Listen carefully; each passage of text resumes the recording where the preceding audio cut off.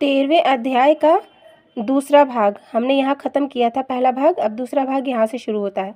अन्यथा और किसी जीव की ऐसी सामर्थ्य नहीं जो क्षण भर में इतना बड़ा स्वरूप धारण कर लेता। यह विचार कर ब्रह्मा जी ने उन वराह भगवान की स्तुति करते हुए कहा, हे प्रभु, आपने वराह रूप धारण कर अपने वचन को पूरा किया है, अतः आप परम धन्य हैं। ब्रह्मा जी के मुखारबिंद से यह वचन सुनते ही श्री वराह भगवान उस फूल के समान से पानी में कूद पड़े और पाताल लोक में जा पहुँचे। जहाँ वहाँ हिरण्याक्ष दैत्य दिखाई नहीं दिया तो उन्होंने 52 करोड़ योजन लंबी चौड़ी पृथ्वी को, जो वहीं रखी हुई थी, अपने दांतों पर इस प्रकार उठा लिया जिस प्रकार हाथी अपने दांतों पर कमल के फूल को उठा लेता है।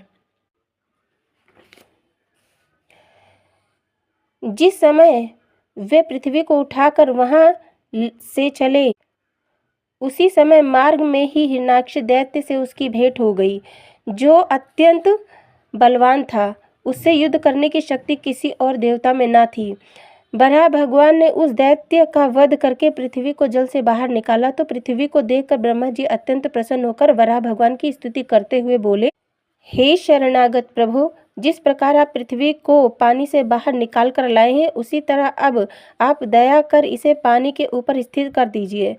तब सब जीव इस पर आनंद से निवास करते हुए यज्ञ हवन आदि शुभ कर्म कर सकेंगे।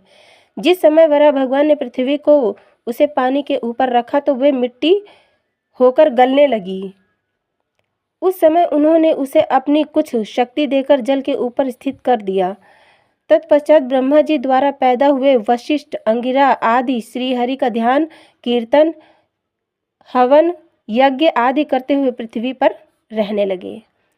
तो ये भाग, दूसरा भाग भी खत्म होता है। अब अगले पार्ट में हम दूसरा अध्याय पढ़ेंगे, 14वां अध्याय। जय श्री कृष्ण।